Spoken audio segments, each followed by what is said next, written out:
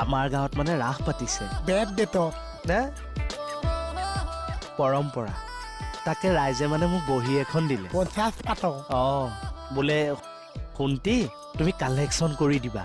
মইনো বেলেগত আৰু ক'ত ঘূৰি ফুৰিব পাৰো তাৰ ব্যস্তও থাকে যে তাকে মই বোলে আমাৰ নিজৰ মানুহকেইটাকে কওঁ আৰু যোনে যি দিয়া তেতিয়া আমপেদৰ টেনচনটোও নাথাকে কিমান লিখো 500 নে 1000 এতিয়া ৰাস পাতে জানো পাতে পইচা দিলে পাতে 1000 লিখো ভনী ৰাসত ইমান চান্দা লয় না ৰাধা কৃষ্ণ কংসৰ ওপৰত সেইটো নিৰ্ভৰ কৰে মানে কৃষ্ণ কোনজন ফিল্ম এক্টৰ ৰাধা কোনজনী ফিল্ম এক্ট্ৰেছ ইফালে কংসটো কোনখন পপুলাৰ চিৰিয়েলৰ এক্টৰ এই গোটেই কথাখিনি ডনেশ্যনৰ ওপৰত নিৰ্ভৰ কৰি ৰাসখন পাতে 1000 লিখো 1000 ৰাধা কোন গম পাইছনে এতিয়া কৈ নিদিব চাকৈ নিদিব কোন গায়ত্ৰী মহন্ত গায়ত্ৰী মহন্ত ও মামি গায়ত্ৰী মহন্ত কিমান বালা পাও 1000 লিখো লেখো আহিছো সখী আহিছো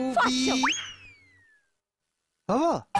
তোৰে 1000 লিখা হলে গায়ত্ৰী মহন্তৰ লগত ফটো একপি উঠিব পাৰিলিহেঁতেন ফটো আমি কেনেকৈ উঠিব পাৰিম গায়ত্ৰী মহন্তক আমাৰ ৰাসলে গাঁৱলে কোনে নিব মইহে নিম আমাৰ চাই নিব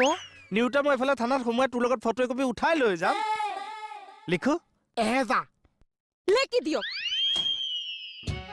লেখক আগতে লিখি থৈছো বিনা